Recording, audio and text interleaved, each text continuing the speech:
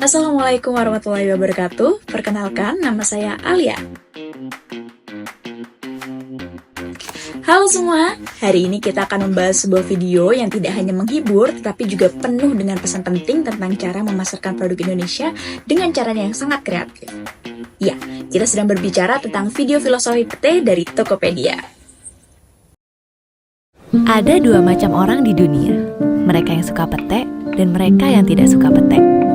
Dan mereka-mereka yang tidak suka pete ini jika ditanya, kapan terakhir kali kamu makan pete? Biasanya jawabannya mirip denganku. Dulu terakhir kali aku makan pete itu waktu aku masih kecil. Cobain. Dikasih oleh tante-tanteku yang iseng. Cobain. Aku masih bocah kan, ya nurut-nurut aja. Begitu ku gigit, rasanya aneh, pahit, dan yang pasti bau banget. Bau ya? Enak tahu. Enak banget. Sejak hari itu, setiap aku ditanya orang, kamu suka pete nggak? Jawabku selalu, enggak. Kalau lagi ada di meja makan, aku jauh-jauhin. Kalau lagi makan di luar, aku nggak pernah pesen. Dan kalau ketemu di dalam nasi kotak, pasti aku pinggir-pinggirin. Sampai suatu hari, kakakku menikah dengan seorang gadis yang ternyata fanatik pete. Sejak mereka menikah, hampir setiap hari masakan di rumah adalah pete, pete, pete, pete, dan pete.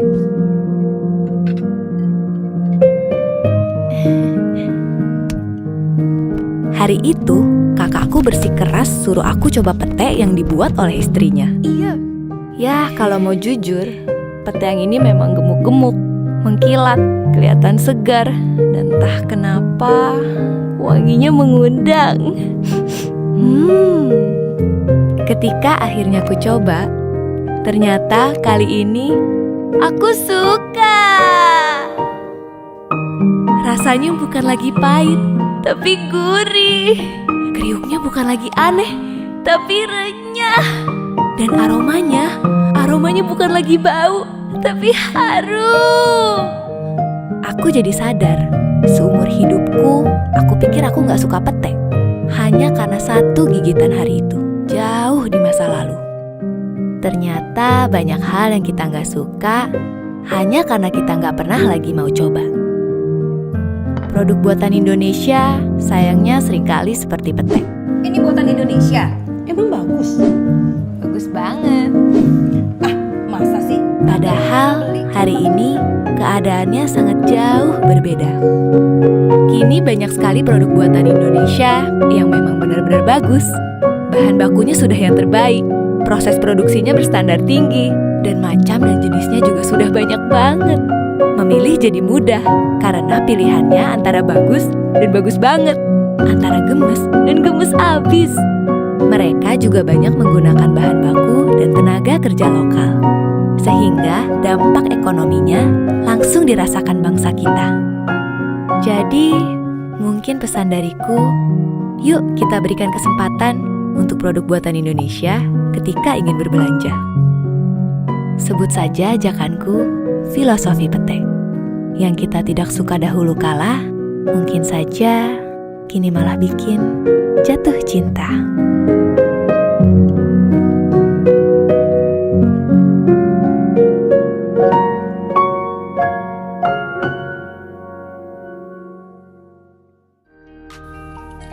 Video ini mengangkat tema yang sederhana namun sangat relatable, yaitu perubahan persepsi terhadap pete, sejenis sayuran yang banyak dikenal di Indonesia.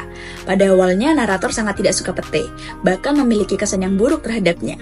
Namun, setelah mencoba lagi, dia menyadari bahwa penilaiannya selama ini hanya berdasarkan pengalamannya yang terbatas.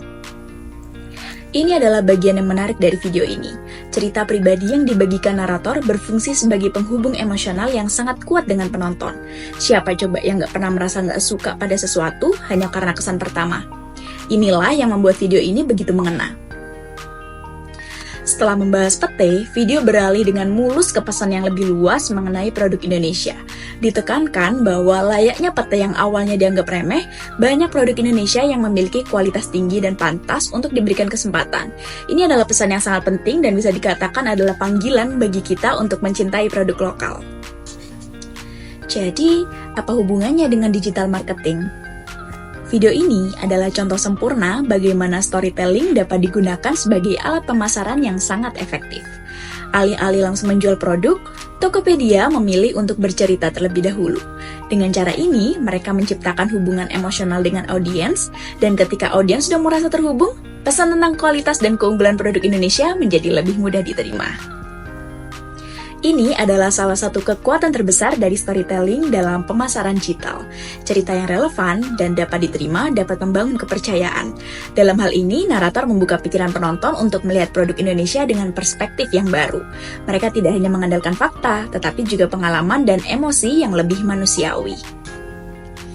Kesimpulannya, video filosofi pete oleh Tokopedia mengajarkan kita tentang pentingnya menggunakan cerita untuk menyampaikan pesan yang lebih dalam dan berkesan. Tidak hanya menghibur, tetapi juga mendorong kita untuk memberi kesempatan pada produk Indonesia. Jadi, bagaimana menurutmu? Apakah kamu siap mencoba pete lagi? Atau mungkin produk Indonesia lainnya?